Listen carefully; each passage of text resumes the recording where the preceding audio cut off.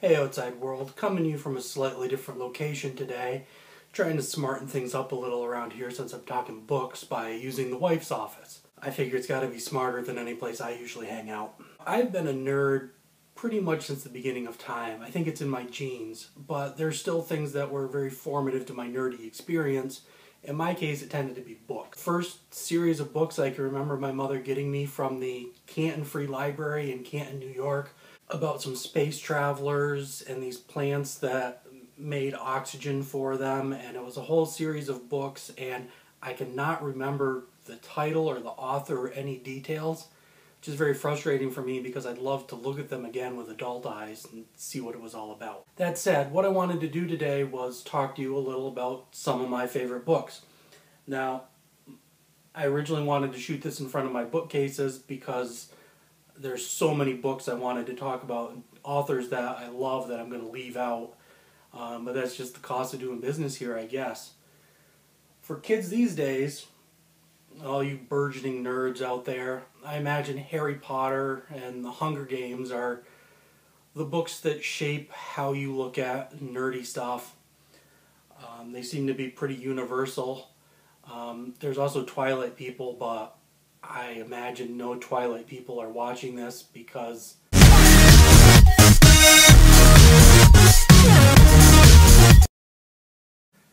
well, they'd be slander. That said, let's talk about some books that were important to me. Amber, Roger Zelazny. This is 10 books. The first 5 books are the story of Corwin, Prince of Amber, who wakes up in a hospital in upstate New York with his memory wiped. Amber is a magical land beyond all others.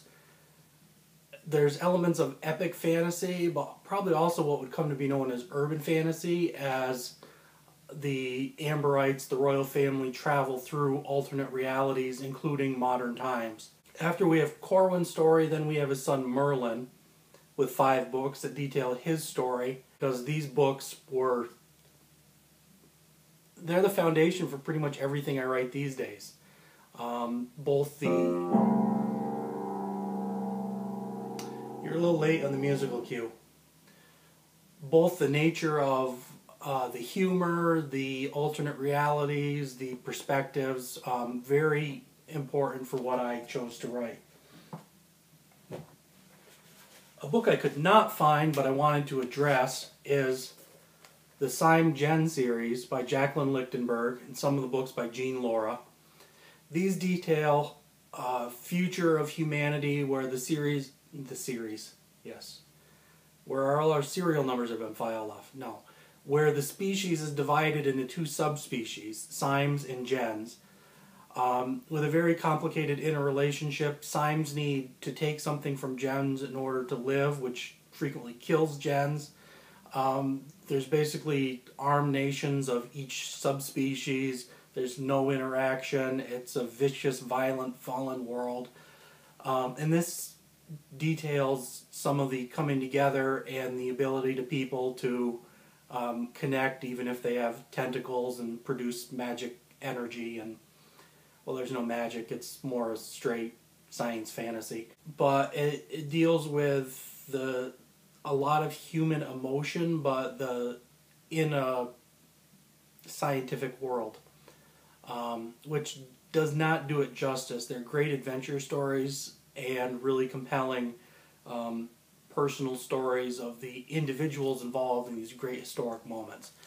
And this book cover is wrapped around a Babysitter's Club graphic novel, which is not mine, which I don't think even Lana's ever read, but maybe she'll talk about it on the Vlonologue. You should look and see if she talks about books sometime. Stephen Spruill's Kane and Pendrake novels. Some people might see a lot of Han Solo and Chewbacca in these stories, and yeah, it's probably there. They're originally written in the 80s. No, in the 70s. The first book was 1978. There's 2 sequels. I really like them because they combine a lot of the adventure of Star Wars, the spaceships and gun battles, with a lot of spycraft. Elias Kane is A former military man who's pressed into service as kind of an agent of the king. Really? You can go back playing the piano. But they deal a lot with galactic politics, with rebellions against the leader of the humans and the leader's two children and their internal struggles to take over. So it's got a lot of that political stuff I love. It's a fun read, that's a good science fiction tale that a lot of people don't see out there. And he has some other series about vampires with a scientific background and different things. He's writes mainly medical thrillers these days. Barry Huge Art. I have no clue how it's said. I've even corresponded with the guy on email and I have no clue. First one in this was The Bridge of Birds. Then there's The Story of the Stone. A really compelling story that never took off commercially, unfortunately, but I love these. One thing you're not going to see on my list is epic fantasy. Never been a big fan. This is probably as close as I'm going to come, and it's a historical fantasy. It's set in medieval or in ancient China that never really happened. It's a story of Master Li and Number 10 Ox. It's as they encounter the mythological and ancient creatures of Chinese history while working as basically olden times private investigators. It's funny, it's a good tale, good story. Both of these books with a very different perspective, kind of an anti-hero hero. I really enjoy them. I'd recommend people look for them. Now I'm going to skip ahead a few years from the books I found in the A. Barton Hepburn Library in Colton, New York, to things I've read as adult. I almost said as adults. There's only one of me, fortunately. Anonymous Rex, Eric Garcia.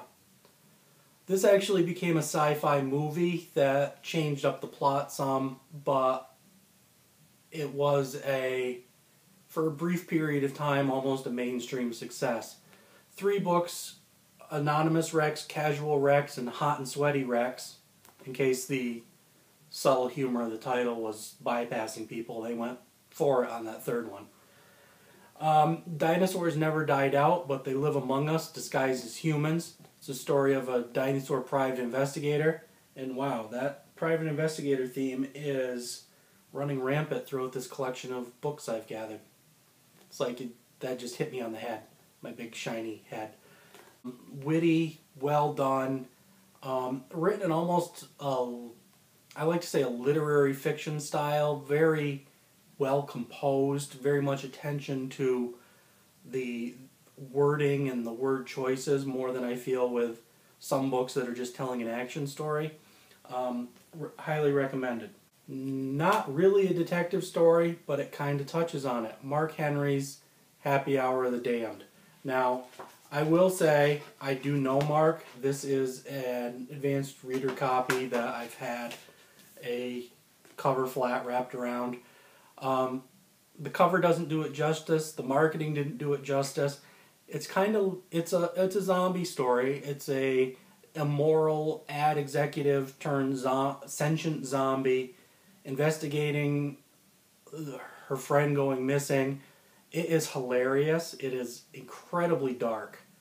I can't even call it dark humor. It's like 85% Coco humor. This book, it was kind of a world changer.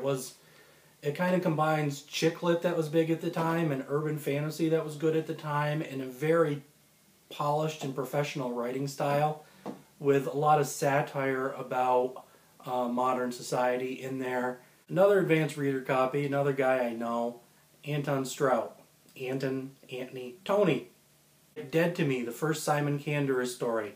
Not a private detective, an actual employed detective of a bureau, a secret bureau that handles all the mysterious, mystical, magical stuff. Simon has the power of psychometry. When he touches things, he can divine their history. He's used this in the past as kind of a low-level grifter by finding things that were important to people and returning it for a reward. He is now a good guy through this very broadly drawn and satirical, as it was intended to be, Department of Extraordinary Affairs, which is underfunded. It has pamphlets instead of HR. It has no budget for overtime.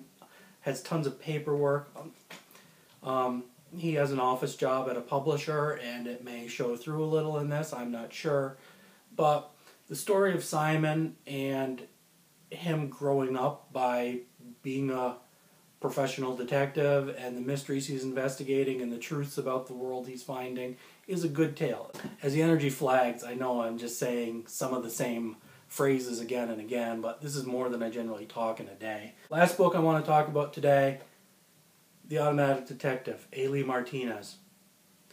Incredible book. One of those ones I read it and I was like shocked for the next day. I just didn't know how to process all I'd read. Sentient war robot turned private detective investigating some mysterious happenings. I won't go a lot into it because it gets into the mystery of it, but so incredibly well written, such a compelling story. It's a takeoff of the whole noir genre. I said noir right and then I butchered genre. It's a takeoff of the noir genre, as you can kind of tell by his outfit. It's an updating of the old style detective story with a war robot detective. A lot of humor, good compelling story. Again, highly recommended. So, you've heard me say compelling 100 times, and you've heard me say highly recommended, and probably a couple other words. Put them down below in the comments if you're sick of hearing them. Those are just a stack of books that I'm recommending to you because they've been important to me, have influenced my writing and my reading habits, and have given me a lot of good hours of enjoyment. Let me know in the comments as well what books are important to you in the nerd genres, and what are you telling me to go read next. Thanks, everyone.